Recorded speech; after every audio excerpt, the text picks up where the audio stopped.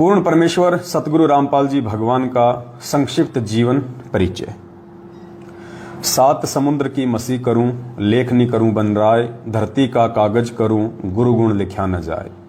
हे अखिल ब्रह्मांडों के रचयिता, आप जी का संक्षिप्त जीवन परिचय लिखने व बताने में 21 ब्रह्मांड में कोई भी प्राणी सक्षम नहीं है। आप वह समर्थ पिता हैं जिनके आधे बाल के बराबर भी ये सारी सृष्टि नहीं है।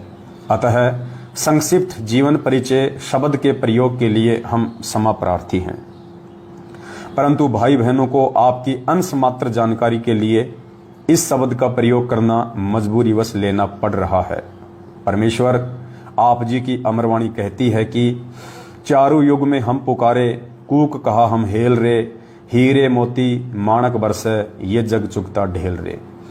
अर्थात काल जाल से अपनी आत्माओं को चेताने वह घर की जानकारी देने के लिए वह कबीर देव सत्य पुरुष परमात्मा सतलोक से चलकर चारों युगों में स्वयं ही आते हैं। सतयुग में सतसुकृत ऋषि नाम से, त्रेता युग में मुनिंद्र ऋषि नाम से, द्वापर युग में करुणामय ऋषि नाम से, कलयुग की प्रथम पीढ़ी में कबीर देव नाम से, उसके लगभग 250 वर्ष बाद गरीबदास जी महाराज जी के नाम से, और अब पिछली पीढ़ी में 8 सितंबर 1951 को गांव धनाना जिला सोनीपत हरियाणा में अपने विधान अनुसार अतिथि रूप में धरती पर संत रामपाल दास नाम से प्रकट हो चुके हैं।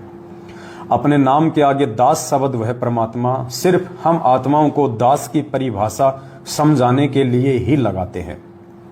साहिब से सतगुरु भय, सतगुरु से भय संत, धर धर वेख विशाल अंग, खेले आदि और अंत।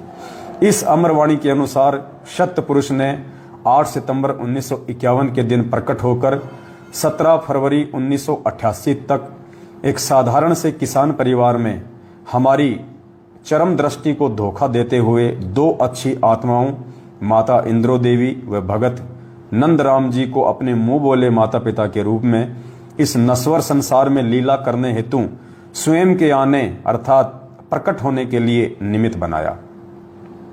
17 फरवरी 1988 को ठीक उसी कबीर सागर में लिपिबद्ध अपनी वाणी के अनुसार 600 साल पहले की तरह गुरु शिष्य परंपरा व भगत बनकर हम जीव आत्माओं को एक भगत के लक्षण समझाने के लिए जैसे पंडित रामानंद जी को मुंह बोला गुरु बनाया था, ठीक उसी तरह जगत गुरु होने के उपरांत भी 17 फरवरी 1988 को आदरणीय राम देवानंद जी को अपना मुंह बोला गुरु बनाकर 12वें पंथ में प्रवेश किया तथा उसके बाद सन 1994 से सत्संग व नामदान देना शुरू करके सच्चे सतगुरु की भूमिका निभा रहे हैं।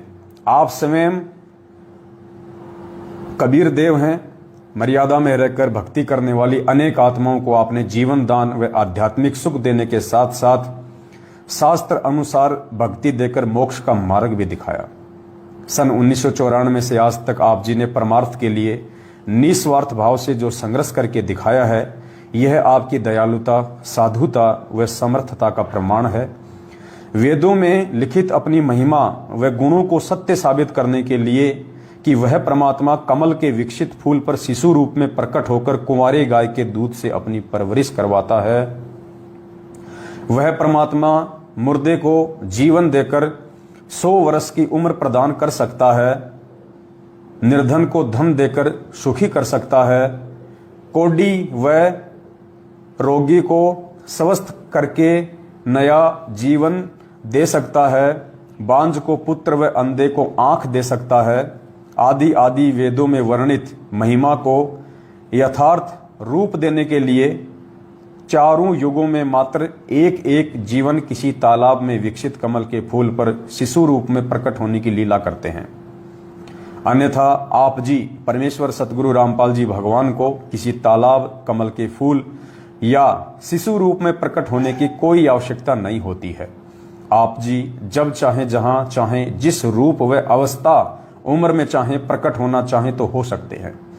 जैसे नानक जी को बेई नदी व धर्मदास जी को मथुरा में जिंदा महात्मा के रूप में प्रकट होकर ज्ञान समझाया, 1392 में प्रकट होकर तैमूर लंग को 7 पीढ़ी के राज्य का आशीर्वाद दिया, लगभग 300 वर्ष पहले आदरणीय गरीबदास जी महाराज जी के रूप में प्रकट होकर सदग्रंथ साहिब की रचना की तथा छुड़ानी गांव में गंगा जी को प्रकट करने की अद्भुत लीला की।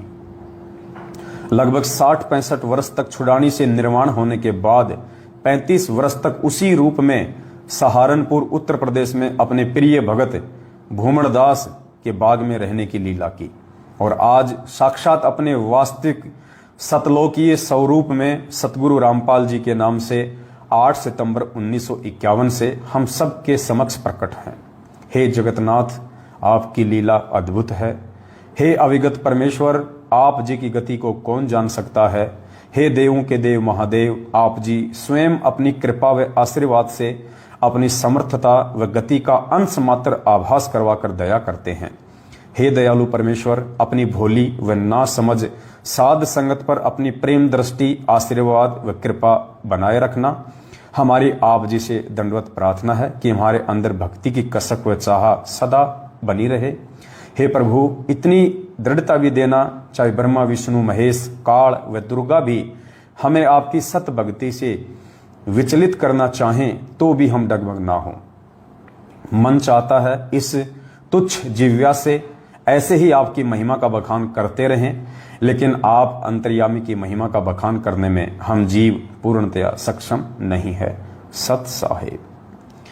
तो परमपिता परमेश्वर जी के आशीर्वाद से, उनकी सत प्रेरणा से इस भक्ति बोध में सबसे पहले सतगुरु रामपाल जी भगवान का संक्षिप्त जीवन परिचय, जो कि 8 सितंबर 1951 को वे धरती पे प्रकट हुए हैं, को लेकर परमेश्वर ने लिखवाया।